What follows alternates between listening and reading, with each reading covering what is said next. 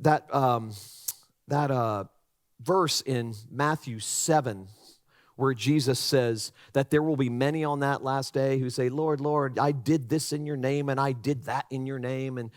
And God will say, depart from me, I never knew you. Interestingly, it's interesting that the ones that God says, I don't even know you, are the ones who are banking on their doing to make themselves right with God.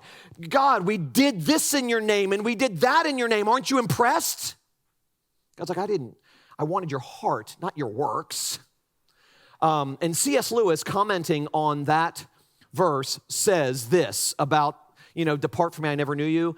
He said, that is being banished from the presence of him who is everywhere and erased from the knowledge of him who knows all. Scary, sobering. But this omniscience, omnipresence, omnipotence, these things that describe God's character, that he knows all, past, present, and future at the same time. He's all powerful. He is present throughout his universe. He is everywhere, always. He's not bound by space and time. He created space and time. Job questioned the way God was running the universe, and God simply answered by reminding Job that it was his universe. In other words, God's answer to Job's why questions was a simple revelation of who he was.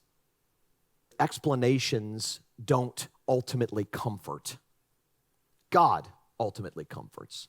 What Job needs is not an explanation. What he needs, and God knows this, what he needs is God. He needs to know God. He needs to be aware of who God is. He needs to trust God. He needs to know that God loves him no matter what.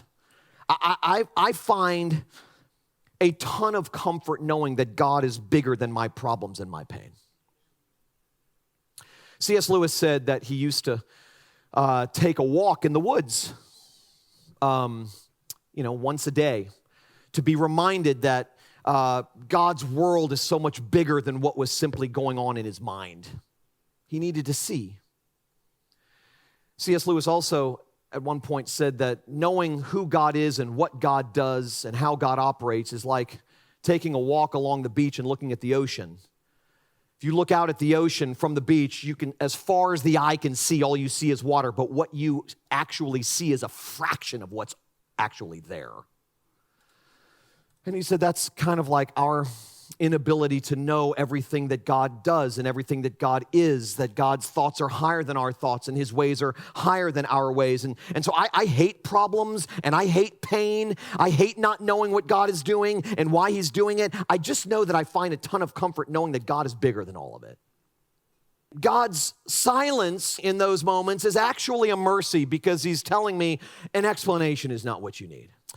We will never fully understand why God allows us to suffer in the ways that we do, but it's not answers we ultimately need. It's God. It's not relief that we ultimately need. It's God. It's not a pain-free life that we ultimately need. It's God. That's what we need. Max Lucado, I referenced a new book of his last week, and I was reading his section on Job again yesterday, and I like this imagery that he paints here. He says, I'm more a landlubber than a sailor, but I've puttered around in a bass boat enough to know the secret for finding land in a storm. You don't aim at another boat. You certainly don't stare at the waves. You set your eyes on an object unaffected by the wind, a light on the shore, and go straight toward it. You see, the light is unaffected by the storm. I love that because what it conveys is this, that what scares us doesn't scare God. What disorients us doesn't disorient God. What rattles us, what baffles us doesn't rattle and baffle God. Psalm 46:10 says, be still and know that I am God. I don't know about you, but I find it incredibly difficult to be still, especially in times of trouble. in the crucible of ache. I want to fix something. I want to fix someone. I want to fix myself. I want to do something. I want to clean myself up. I want to clean someone else up. I want to solve this problem and solve her issue and solve his issue. And I don't want to sit still. I feel like I'm doing nothing. If I just sit still. And so that verse in Psalm 46 has always frustrated me a little bit. It wasn't written for a guy like me. You know, sit still, be still. I haven't been able to be still since I was conceived, okay? Be still and know that I am God. A command with a promise. Be still. Cover your mouth. Bend your knees. And you will know that I am God. Be still.